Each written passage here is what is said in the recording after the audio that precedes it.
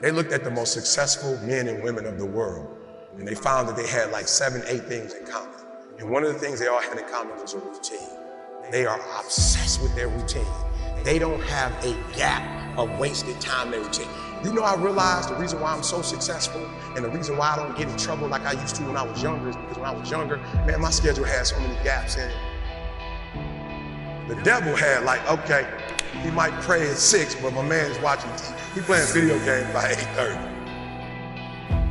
It's not that I'm sweeter than nobody. The devil can't get to me because all my time is taken up. And by the time he get to me, I'm asleep. I'm too sleepy to sin. I'm just being real. 8:30, he like, Eric, you should have. Like, bro, I'm tired. Come back to me tomorrow. You know what I'm saying? Like, tip me tomorrow, bro. I'm about to go to sleep. I'm good. My body said, all you gotta do is put your shoes on. That's the hardest thing you gotta do. Just put your shoes on and I'll do the rest.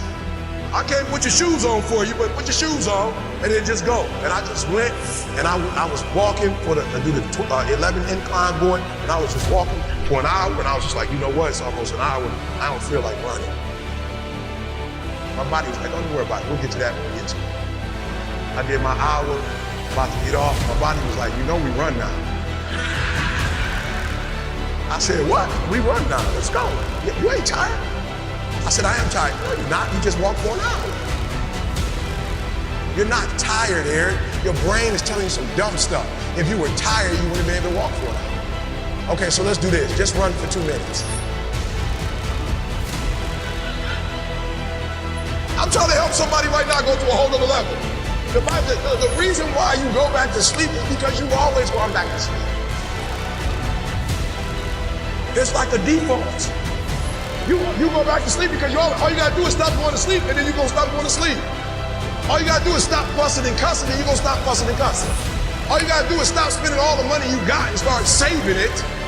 Listen to me, I became #1 in the world. I became a millionaire not because I made more money. I became a millionaire because they told me millionaires only live off of 30% of their income. I want to make it plain for you. I became a millionaire because I did what millionaires did. I stopped living off 100%. I paid my tithe, and then I was like, all right, E, you only got 20% left. Put the rest up. So the first thing I did, listen to me, the very first thing I did to become rich, somebody said, E, to be rich, put 6 months of your earnings to the side. So I was like, all right, bet. That's what the rich told me to do. So I put 6 months to the side. How long did it take? I don't remember, but I put it to the side. Then somebody was like, yo, E, you need to put 100,000 to the side. I was like, all right, 100,000. DD, we're gonna put 100,000 to the side. Then somebody was like, yo, you need to get your credit score up to 800. I was like, all right, you gotta get my credit score up to 800. Then somebody said, ET, if you want to be Tony Robbins, there's no way you'll be able to be like those dudes if you don't have the language they have. You need to go get your master's and a PhD from the right institution. I said, what? I went to Oakwood. I went to HBCU. He was like, yeah, but you didn't learn the language of Zig Ziglar at Oakwood. So Oakwood is a phenomenal place. Oh, y'all not hearing what I'm saying. I just said something, you missed it. Now you need to go to Michigan State University. CJ, you see my master's degree anywhere? What about my PhD? Not in the office, not at church. You ain't seen it in my house. I didn't go to Michigan State to get a PhD. I went to Michigan State to learn the majority language. Listen to me very closely. When you graduate and you get a job, if you want to get paid, you never say no.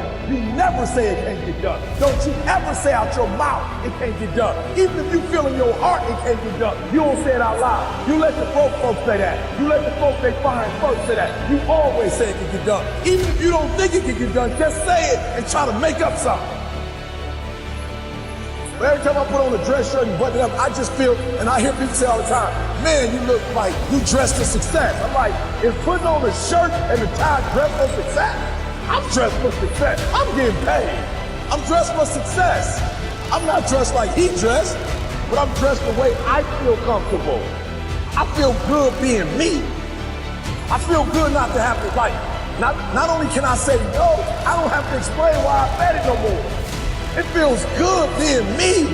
Because guess what? I can never be sweet being you. The majority of you are poor because you read poor stuff. You watch poor stuff. Bro, you just scrolling through like you ain't got a life. real. Some of y'all on Instagram, you're on there for 30 minutes. If I ask you what you saw, you don't even know. You just scrolling through. Rich people don't waste time. They realize it's the most important. They don't watch a lot of TV. They don't do a lot of entertainment. If they're not working, they're studying their craft to get better at their craft. So I need you to stop having the poverty mindset. So when I quit my job to be an entrepreneur, my mom was like, whoa, what are you doing? I was like, I'm quitting. My mom was like, don't you dare quit. You're going to embarrass me. You got a wife and kids. Does YouTube have insurance? Does YouTube have a 401k? And I was like, yo, mom, I ain't trying to be funny and I ain't trying to be disrespectful. I love you. But you can't teach me how to be a millionaire because you're not one. You come from the working class, and I'm not mad at you, Ma. We wouldn't be where we are without you. But you told me that every generation is supposed to get better. So I'll take your values, but I won't take your work ethic. Because rich people don't work, they think. Poor people go, clock in, I make this much an hour. Rich people go, I put them to work, and I make this much an hour. See, what happens is you're working for you and your family one, they got 40 of you working at one time. So they giving you 20%, and then they keeping the 80% off of 15,000 people. So what you have to decide is, are you gonna keep being the 99% or are you ready to be a part of the 1%? Because it doesn't make a difference where you come from high school dropout. It doesn't make a difference where you come from GED. It doesn't make a difference where you come from a 17-year-old mom that got pregnant. It doesn't make a difference where you come from, took 12 years to get a 4-year degree. It doesn't make a difference. You know what makes a difference? What makes a difference is when you become a 99% or a 1%. When I start thinking like, acting like, and behaving like the 1%.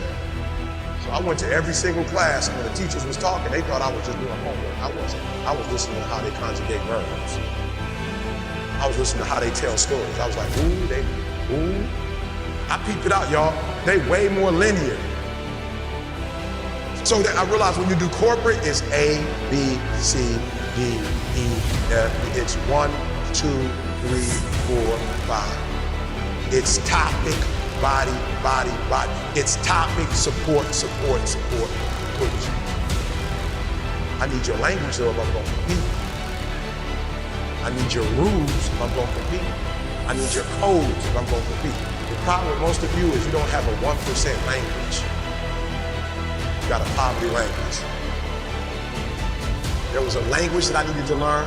Does it mean I need to abandon the language that I learned? Absolutely.